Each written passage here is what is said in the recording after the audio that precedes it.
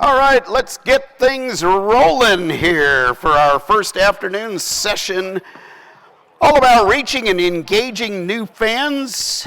And we're going to go right down the group here and introduce yourself, tell folks where you're from. April, we're leading off with you. So we need to get a mic. There we go. Now let's take a look. There we go. Okay, perfect. My name is April Clark. I'm from the central Pennsylvania area.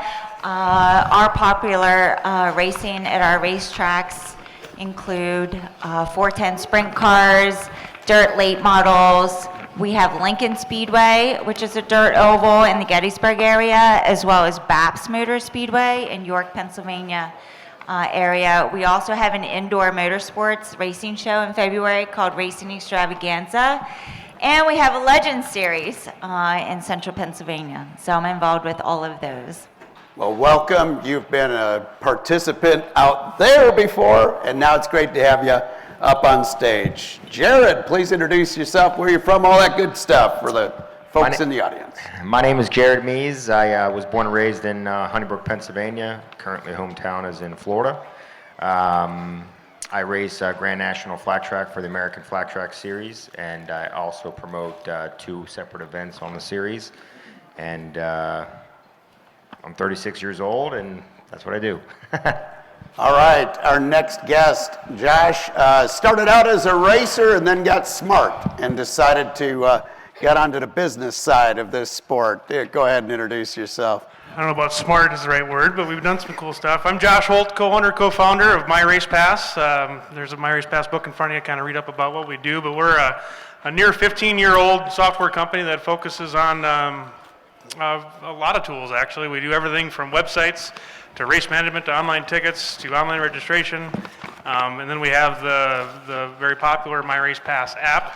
One of my co-founders is here with me today, Ross Van Eck. He's over there. I want to raise your hand, Ross, please. We got a lot of our team here. We got Jim Sweener, who leads our advertising campaign, or MRP Digital Ads, Chris Krug, and then of course Ben Shelton. We're down at booth 137, so if you got questions afterwards throughout the week, be sure to come by and say hello. So Josh Holt, My Race Pass. Your racers really like the way you've integrated the results and everything right into their websites. You make it seamless for them to update. Yeah, I mean, we have a race management system that pushes everything out to our My Race Pass network. So not only does your website get updated, but the My Race Pass app, and we've, like I said, we've built over 1,000 websites, so it's very possible for that information to get spread throughout that entire network. But we'll talk more about that. All right, Scott, introduce yourself. You're one of the best kept secrets in the racing world. Yeah, I'm probably the only guy in this whole panel or in this whole room who didn't start his life like as a racer or around the track or whatever. But my name's Scott Kosak. I'm with GetInTheStands.com, and I'm going to guarantee that the vast majority of you in the room have never heard of GetInTheStands.com, or maybe its predecessor, RacingIn.com. But in reality, we are a racetrack directory, and over the past 12 years, we have helped almost 6 million people connect with racetracks across the United States and look at directory information of 19 million pages of web pages. So we are a bridge between race fans and tracks, and in 2023, we're going to expand beyond just talking to fans and making sure that every track knows the resource we are, the free resource that we are, to make sure that the race fans who find your track or your series on GetInTheStands.com can get directly to your content. So thank you, Tim, for having everybody here, and Dennis, looking forward to it.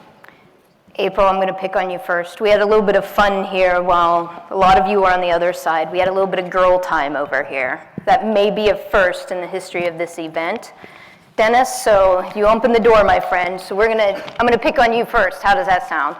I want to talk a little bit about marketing and how over the years marketing has changed and how you reach people now. Can you talk a little bit about that, April, just how it's changed? Absolutely. So both of our racetracks in central Pennsylvania were built in around the 1960s, in around that time. And so if you think of that time, they didn't have social media per se. They didn't have cell phones. But if you look at some of the black and white photos from the original races at the local museums in the area, the stands are packed. There's lines to get in. Everybody wants coffee and hot dogs. So even though marketing and the way that we talk and reach out to our potential fans does change in the channels in which we reach them, a lot of it is still the same, right? We sell a product that is entertainment. Some of the buzzwords right now are sell your experience. What's your experience, right? Well, in general, we're selling entertainment. We're selling that energy, that action, something that a fan just can't take their eye off of, right, on the racetrack. So now reaching them, we might have looked at in the past newspaper. We still do some newspaper ads. In this day and age, though, we might not necessarily just place an ad. We might work with reporters or journalists or write editorial stories so that it's a little bit more engaging rather than just see an ad in the newspaper. We also used to use radio or broadcast television. Well, we're still producing videos, probably more than ever before, but they might end up on YouTube or on Facebook, on Twitter, or whatever the social media latest thing is. So at the end of the day, the foundational concepts of marketing are still there. We want to get our product out there visually, conceptually, and with our storytelling, and get that fan familiar with what that entertainment is. It's just the channels that we use are always going to evolve and always change. Josh, I talked about how racers use My Race Pass and get a lot more out of their website by using My Race Pass. How can promoters use what you're doing at My Race Pass to engage with new fans and to make sure that their regular fans are taken care of? Well, so My Race Pass, we started building websites across the industry, mainly for drivers, and that evolved into building websites for racetracks. That evolved into building a race management platform for these racetracks to utilize. Then we started, from day one, we built this big database, basically, of all the drivers, all the tracks in the country, and a platform for drivers and tracks to post their news, to post their results, that kind of stuff. So our suite of tools that we have for promoters is we go everywhere from online registration to getting the drivers in at the back gate, to generating your lineups, to running the races where we integrate with like My Laps, who Engelbert was up here talking, doing the results, doing the point standings, and then calculating the payouts and printing checks. So that's a process that needed to be done to run a race, no matter what software you're using. The byproduct of using that is essentially the scorers in the tower become a marketing agent essentially for the racetrack, because all that information is funneled out to the My Race Pass network. Now it's going to update all the drivers' websites and profiles that are out there. Think of it kind of like a driver's profile page. Think of it like a Facebook page almost, except for the results that they're racing at is updated in real time. The point standings are updated when they calculate the points. You know, it's our goal to make it efficient to where a scorer can go at the end of the night, print all the checks, close the laptop, they're done until they come back the next week. To engage it, so we launched the app, I think, at Chili Bowl 2018, Ross, is that right? So it ain't that old, but it's really taken off since then. And so what I meant by a marketing agent up in the scoring tower is the scorers are doing their job, scoring the races, creating the lineups, doing the results, that kind of stuff. But then the fans get to see it in real time in the palm of their hand with the My Race Pass app.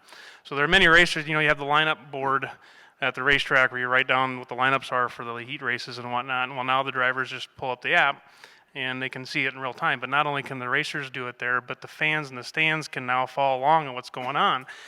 And what I always say, My Race Pass is a very valuable tool for the current race fan and the current driver that's out there, because it gives them the information they want to know. But the new race fan, that's where it's so important, and that's what we're trying to promote. I'm going to use this quick example. When I go to a high school football game, or if I was go to a high school football game, and I don't know any of the kids out there playing, I'm not really engaged. I don't really care. It's cool. Kids are out playing. They're having fun. Now, if I go and one of my buddies' kids is out there playing, well, now I'm engaged. I know a little bit of history on that kid. I know a little bit of a story about that kid. He's out there, come from, knew him since he was a kid, and I'm going to watch him. He threw a 40-yard pass and run in for a touchdown or whatever. Race fans, the new race fan, when you go to a race and you don't know where those drivers are from, or you don't know where they came from, or you don't know their story, you're not as engaged if you can't follow along with them.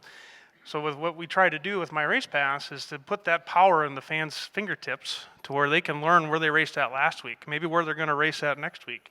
How long have they been racing? How many times have they won or finished in the top 10 at this particular racetrack? To generate that connection. Maybe that driver out there that you think has a really cool looking blue car with a number 21, because that's your favorite number, you find out that he's from a similar town that maybe you have a family member at. Well, then you have that engagement. Now all of a sudden we helped that driver get a new race fan.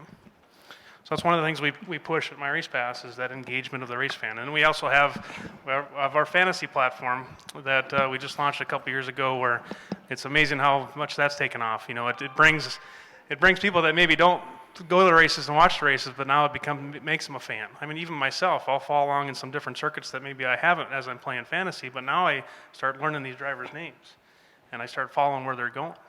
And that's the number one goal for all of us is not only create new fans, but then to fully engage those current fans, because an engaged race fan is a repeat customer, and they're ultimately going to spend more money at your facility. Very cool indeed. Dennis, can I add, this is coming from a fan's perspective, and when I listen to you talk, Josh, which by the way, at lunchtime, there was some track folks I was talking to, and they braved. They're like, why we waited to get your product, so kudos to you. But selfishly as a fan, I think if any of you've ever watched Barrett-Jackson, my brother and I have this experience where every year in January we go and we watch Barrett-Jackson and see these hundreds and $1 million car. Does anyone do that? Anyone watch Barrett-Jackson? I'm like, there's gotta be some car people here, right? But it's a gamification almost, right? Where it turns into a game where part of the bonding experience with my brother and I is the connection of just being able to sit there and guess how much is that gonna sell for. My point that I'm getting at is with your app, and you mentioned the fantasy part, and we talk about engagement, if there's anything in the future for any type of gamification of some sorts to engage them even more. Well, it's a direct question for us for My Race Pass, obviously, but with that platform, absolutely. I mean, there's a lot of big plans with what we got going on there. I mean, we had when we first launched it, we had 15,000 teams created in the first short amount of time, and we built our fantasy platform not for us to have our fantasy challenges, which we've done some internally at some big races, but it's for you, the promoters. You can go on there and you can create your own challenges, sell sponsorship against it, create your own prizes for it. But the gamification part of it, I mean, yeah, of course. I mean, we want to be able to put as many tools in your guys' back pocket to further that fan experience. God, I'd love to win prizes. Like, hey, I guess that. There's just so many angles you can take with it. That's amazing. All right, Scott. How can promoters use Get in the Stands to help bring in those new racing fans? And, here's the ultimate cost. What's it going to cost me? $1 billion. No. So Get in the Stands is, for the most part, for most tracks, for every track who wants to use it, is an absolutely free resource to make sure that race fans get to your content from my directory. Okay, it is 100% free for every racetrack. And we do series pages and series events too. To claim your listing, add your web link, add your phone number, add your social media links. And the reason I do it that way is because when we started racingin.com years ago, we had websites, all that stuff. But everybody here knows there's 10, 15, 20% of tracks every year that change their website, change their social media more often than we all change our underwear. It happens. When promoters change, the website doesn't go with it. When social media doesn't go. So my whole motto since I've started everything is you post it, we promote it. And for those of you who want to add your race dates, that will connect directly to your ticket engine. I don't care whether you use My Race Pass or Trackside or any, I don't care what you use. I kind of look at Get in the Stands as Switzerland for the racing industry, because I think the reality is that we are all in an industry that I believe is probably the most under-promoted sport in the nation. Now, I'm going to tell you why I say that, because, and I pulled some numbers last night, and we all know that there's 1,300 tracks in our directory, dirt, drag, drift, road courses, you name it, they're in there. But racetracks struggle with building beyond what they have. So I'll give you an example. I pulled some data off Facebook last night, and okay, how many people love Facebook because of what it can do? Raise your hands, anybody? How many people hate Facebook because of what it makes you do? Okay, ditto. But anyway, they're a great data source, by the way, for however you like it. So Marshalltown Speedway, dirt oval in Marshalltown, Iowa. They are approximately within 50 miles of the track. There's 450,000 people, total population. On Facebook, 64,000 of those people have shown interest in NASCAR. 28 to 30,000 have shown interest in dirt track racing. Has Marshalltown Speedway engaged all 30,000 of those people? I'm guessing not. And I'm guessing that that's the truth for every single grassroots track, that you're talking to who you're talking to, but you don't know who you're not talking to.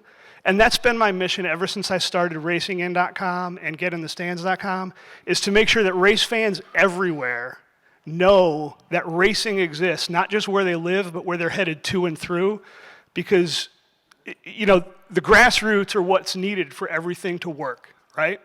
Everything flows up in racing. Safety kind of flows down, from the money up at the top, but that's how racetracks can use us. And, for a whopping $200 a year, you can have your race dates posted too.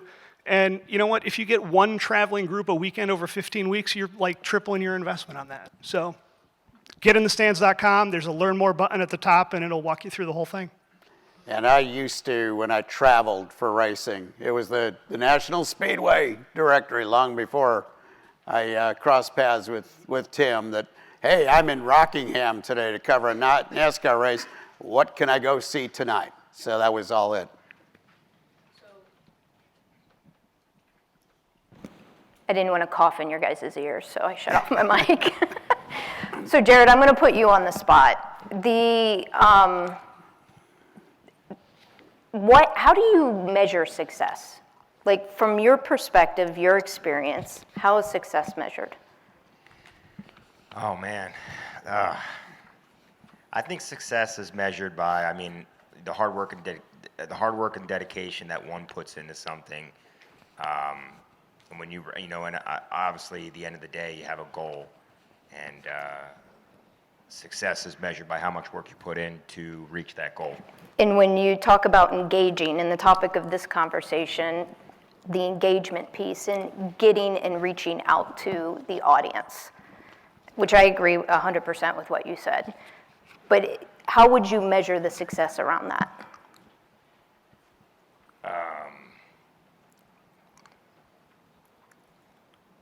You did put me on the spot. It's kind of what I do. Yeah.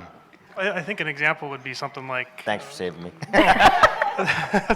You can buy him a drink later. Yeah, exactly. there's a lot of things that this conversation, this part can go. I know you can build off of it, but one of the things that I look at for when you talk about fan engagement to measure that success is repeat business, right? So how many times is that fan coming to your racetrack? Are they coming for the weekly racetracks or even your traveling series? Are they coming just once and not coming back again?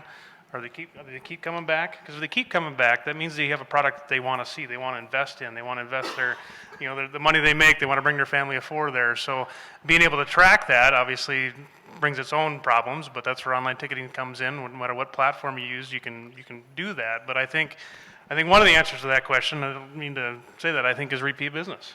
That's fair. And being able to track that. We talk a lot about stats, especially we're in racing, right? The drivers want their information, stats, data. We keep hearing that. But I put my business owner hat on, right? There are so many different KPIs that can be tracked. And when I'm listening to everyone, it's like, okay, we can focus on all of them. But, and this is kind of what I was getting at, is there one where it's like, man, you could focus on 5, but if I'm just starting to really manage this data and this information, what would be that one where you would go to someone and say, let's just focus on this one. Let's get really good at this one particular stat or KPI as a track owner or as a business person. What would you narrow that down to? I mean, for me, I think it's, the fan engagement side of things, I think would be 100% the main goal in that. I mean, like you said, repeated customers. But yeah, I mean, just basically just the fan engagement's always, a big key. You want the fan to walk away feeling like they got what they paid for, and they want to come back and have fun, and they go home and tell their friends that it was a good time. So for me, I feel like if you can get that, that's successful. And my brain immediately goes to, because I'm a numbers person, how do I measure that, right? And a good way that we've heard a lot of you say is this is where social media stats can come in play to get some engagement numbers, right? But if you're at the track, do you guys have any recommendations or? The one thing that I would say to every single track, and again, it's data, is make sure you've got Google Analytics on your website and make it a habit to check and see what percentage of your visitors are old versus new. And if you're not attracting new visitors to your website, then, how can you attract new visitors? There's so many things out there that are free to be able to use to monitor what works. And everybody wants to know that when you make an investment, is it worthwhile? What's your return on investment on the $200 you spend to post your race dates at getinthestands.com?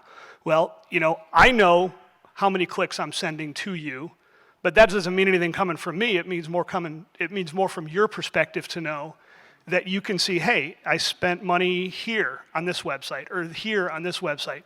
Where's your traffic coming from? And have somebody who can do that for you, or whether your website platform, whatever it is, know where your traffic's coming from and know how much of it's new versus just the same people over and over again.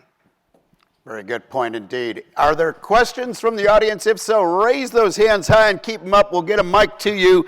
But in the meantime, April, I'm going to put you on the spot. I'm always hearing about how race fans have changed over the years. Have they really changed, or has it just changed the way we reach them? I'm not sure if race fans have changed. I feel that we're more accessible to hearing what the race fans have to say. And several years ago when social media was coming out, kind of removing myself from motorsports and my background's in the sales and marketing, broadcast television side, for any type of industry, let's say, not just motorsports, but we were trained, you have to answer the customer right away and, relieve their concern, and the customer's always right, and yada, yada, yada. And when it comes to managing a social media page for a racetrack, especially dirt oval racetrack, the customer's not always right. The race fans aren't always right, but we still have to engage them, right? Engagement, I feel, is this frilly buzzword for actually being a promoter. So we hear a lot about you need a Facebook page, you need a website. You do need all these things, right? You need to have an online presence that, doesn't look like a 2-year-old built it, right? Something easily functional, but at the same time, Lincoln Speedway, let's say it's a little bit more predictable event schedule. Typically, we're running 410 wing sprint cars as well as maybe 358 wings on a Saturday night. That's our regular show. That's very predictable. We know what kind of fan we're going to be successful targeting, no matter what the channel is, right? Babs Motor Speedway is a little bit different because it's more of your traditional grassroots. We have street stocks, extreme stocks, a super sportsman, more of your crate or more rules class that are, economically available, let's call it. So the back gate's very important for Babs Motor Speedway. The front gate, we love to have fans there, but it's not always something that we can't necessarily run a $2,000 advertising campaign for one Saturday night because we're probably not going to get that back on a $10 front gate ticket. Does that make sense? So that's where the metrics come in. However, our team at Babs Motor Speedway gets very creative. They head out to the community and they participate with race cars or with 10 by 10 tents, whatever it might be, handing out tickets and coupons at the parades or at the Jubilee Days. Or we host the largest national night out on a Tuesday night at Babs Motor Speedway.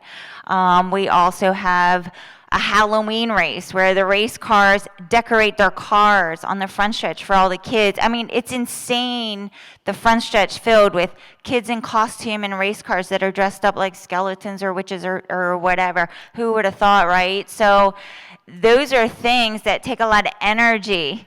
So it's either your time or your treasure, which I hear all the time, right? So you have to give some kind of energy to that promotion, but you can think, some of those gimmicks still work, right? And they aren't necessarily gimmicks when they work. You look like a genius, right? Just for a little bit of effort. So I don't want to just be somebody that's up here like, oh, the future's this way. We still have to remember those foundations. Very good indeed. The Deary family taught us years ago that crazy things do work. Josh, have the race fans changed over the years? Well, I've been a diehard race fan my entire life, right? But the thing that I look at is I don't know if necessarily the race fan has changed. It's just that everything else around them has changed. We have so much, as a promoters, we have so much competition out there that we compete with on a Saturday night or a Friday night or a big event. I'm going to quote Jason Rittenberry. He said, I don't know if he's still here or not, he mentioned this a little bit ago from Music City Grand Prix. The race was just a reason to throw a party. What I like about that is the weekly racetracks, I hate the word weekly show or local show. I mean, every event needs to be a special event, needs to have something going on, something to draw that new person in. I mean, your diehard fans are going to be there. That's the moms, the dads, the grandpas and grandkids, whatever, to come watch the race. But the other half of your stands are the ones that are coming there once a week or once a year, never been, once a month. I mean, you want to turn your hardcore audience into salespeople for the event, so give them the tools that they can do to help bring more traffic in, bring their other buddies in. But the new fans, when you get them there, that's one thing. But then once they're there, they need to be entertained. I mean, we are in the entertainment industry, right? But we're also in the service industry, in my opinion. When I go to Ruth Chris Steakhouse, the steaks are $100, right? You go there with 4 or 5 people, it's a $700, $800 bill. You can't afford to do that every day. So the reason why I make a really good steak at home. But I go to Ruth Chris because I get pampered. I get treated like a king. I go there, I have the one person comes and gets my drink, another person comes, gets me my salad. They check in, my drink is never empty. The food is good, the people surrounding is good, the atmosphere is nice, it's quiet, it's well lit, it's perfect, the bathrooms are clean. I'm going to go back. That's why I go out to eat, because I don't want to make my own steak. We want to think of it that way too, I think. We don't want the fan to sit at home and watch Netflix. We want them to come to the racetrack. So let's pamper them. Let's not forget about that. We're in the service industry. We need to make sure the bathrooms are clean. Think of yourselves. Put yourselves in the shoes of the fans coming to your racetrack. Would you get excited when you're driving into the parking lot? Does it look cool? Is there balloons? Is there flyers? Is there flags? Does it look exciting when they get there? Is the line short at the front gate? I mean, whether you do online tickets or not, do you have enough ticket people where you can bust them people through? Is the line short at your concession stands, or are people waiting for 20 minutes? Because those long lines, the non-exciting atmosphere, it's hard to want to have dad bring mom with the 3 kids because it takes 45 minutes before you even get sat down to watch the first race. And then by then it's 3 or 4 hours later and the kids are pissed off and mom's mad, so they're going to go and they probably won't come back. So that's just the other thing I want to everybody to think about is we're on the entertainment industry. Yes, they need to be entertained, but we're also in the service industry, and we got to think about what we pay for service as patrons ourselves, and we got to do the same thing back if we expect great results. Very good point. Jared, your race fans are a little bit different than some of the other types of motorsports. Have your fans changed over the years? Do they expect different? No, they just got older.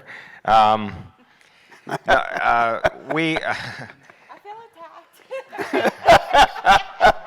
They, that's one of the big things for myself and the 2 events that I promote is trying to engage the younger crowd because at both of the events we have a very good built-in crowd, and every year I try to think of a different strategy of how to market the event differently, whether I put more in the social media side and more on the television side, and pull one from the other each year. And to be honest with you, it seems like year after year I'm kind of just sitting there right around the same amount of fans that come through the door. So it's like there's years where I'm like, you know what, I'm not going to do anything and see if it's still the same, and then I'm wasting my money on something, So that's always been kind of the struggle. But we have, a very, very loyal audience, which is great, but trying to attract that new oncomer. And man, I got to take this guy next to me to dinner because he sounds like he's got a lot of really good ideas of like engaging the fan and like, pampering them. And that's what we need to do to try to engage that new younger fan, because that's what they're used to when they go out to the steakhouses and they go out to other venues or whatever their entertainment is, concerts, whatever. They make it very easy. And I think most of the racetracks that I've been to that are not even mine, just car races or whatever, I feel like we're like almost always behind the times, and I don't know why that is, but that's what it feels like. But to answer the question, I think they haven't changed. They just got older. Hey everybody, my name's Jeff Nassy. I'm the Vice President for Moto America, the Superbike Series, and I don't have a question, but I want to reiterate for everybody some of the important points this panel has made, and my kudos to April, who opened with sell the experience. That is absolutely crucial. Racing is bait to get people there. People come for different reasons. They come to hang out with friends. They come to meet people. Some people come for the core racing. Some people, they come for a lot of different reasons.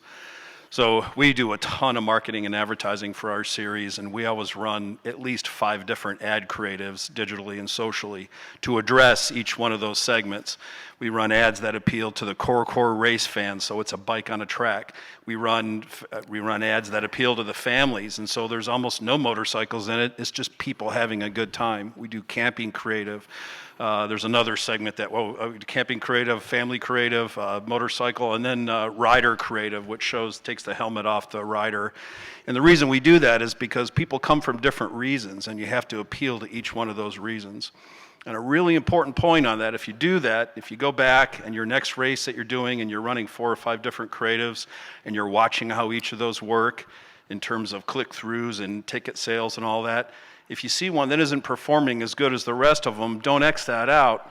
For example, if you run a camping ad or that family fun ad that shows a family in the stands eating popcorn, having a great time, don't X that ad out, because that ad may be bringing you most of the new fans. And new fans, it's where it's at. In fact, if you want to get into the weeds, this is something to really think about if you're looking at your digital ad campaigns and you see that your racing ad is doing the best, and you want to spend all your money on that, that's probably not the best idea, because those may be core fans that were coming to your race anyways. So be cognizant. People come for different reasons to the races. Make sure that you're appealing to them, and some of those are going to be a little bit tougher of a sale. Great points indeed. While we're getting the microphone in place, April, I'm going to ask you a simple question building off of that. Do discounts work, or are you just attracting those same fans you would have gotten at full price anyway? So for several of our racing events, we do a $2 off or a $5 off coupon. And one of the reasons that we do that is not necessarily to offer a discount that the fan might see, but it's just another tangible thing to give them, right? So we can shoot out. We have a text message service we use to our fans that people can sign up, opt in for text messages. You got email marketing, you got social media. We run television campaigns, we run streaming campaigns. And, you name it, we're on that channel, right? But if I walk up to you and I say, my name's April Clark, and we have this motorsports show coming up in February, I'd love for you to be there and bring your kids. Your kids are free, but here's $2 off for you, the mom and the dad.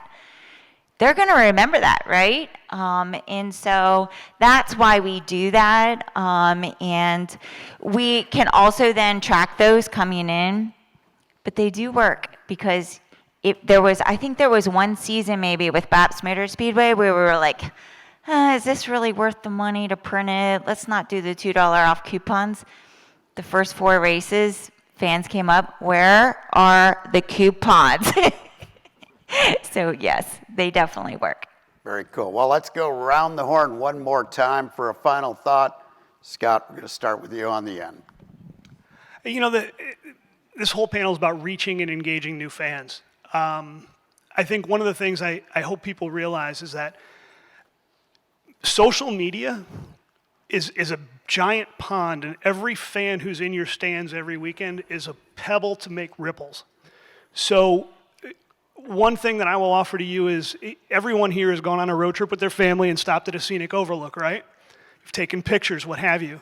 Make sure you have a spot at your track where people can take a picture with your track name in the background that they can post on social media where they will naturally tag you. Because they don't realize it, but they're becoming your marketers. And every person on Facebook has an average of 500 to 1,000 friends. Now, not everybody sees everything. We know that whole algorithm stuff. But use that stuff. And don't forget that your fans are your best marketers, because word of mouth everybody's best advertising is word of mouth, right? Cocktail parties 20 years ago, right? One person at a time, one set of ears at a time.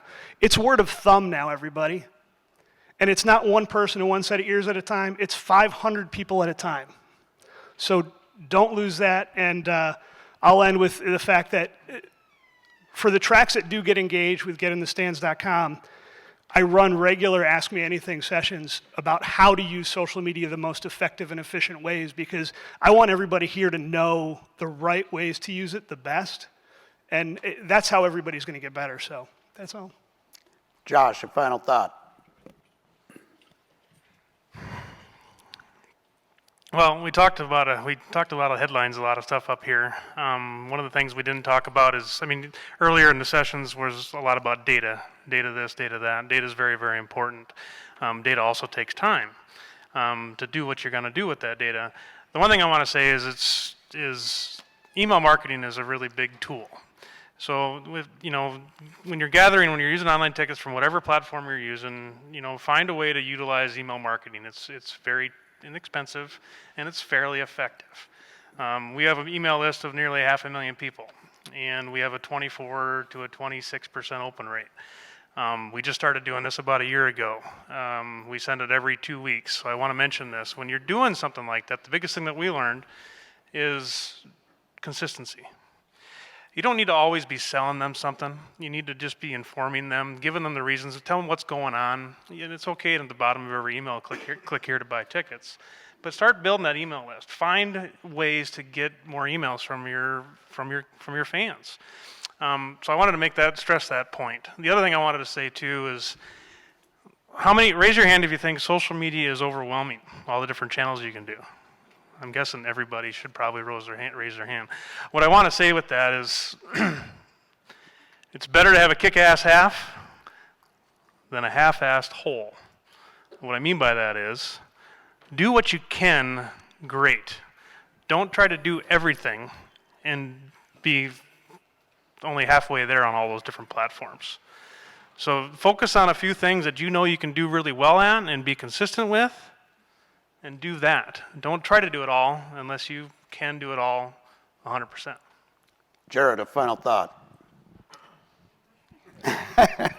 Not really. I just want to, thank everybody for putting this on. I mean, when I come here, it's good to get up here and speak, but more than everything, it's really good to listen and learn and take try to take a little bit of everything and make my event and all the events better that we're associated with. So, really don't have any other final thoughts other than saying thank you. All right, April, you're my cleanup hitter here. So what's there, like 150, 200 people in this room, and if we sent out a survey with one question, what's your most successful way to promote an event and engage new fans?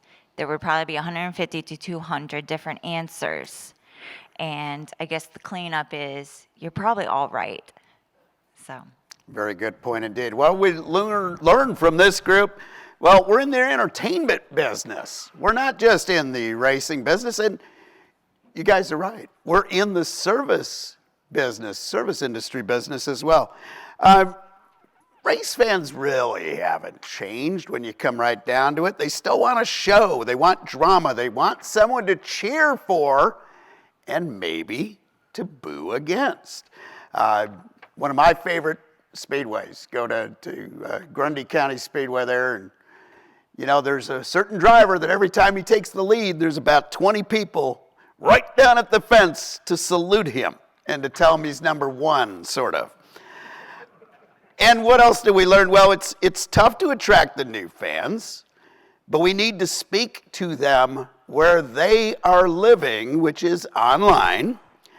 And we're maybe a little bit behind the times. But hey, try a little bit of everything. The old throw it all on the wall and see what sticks, do more of that.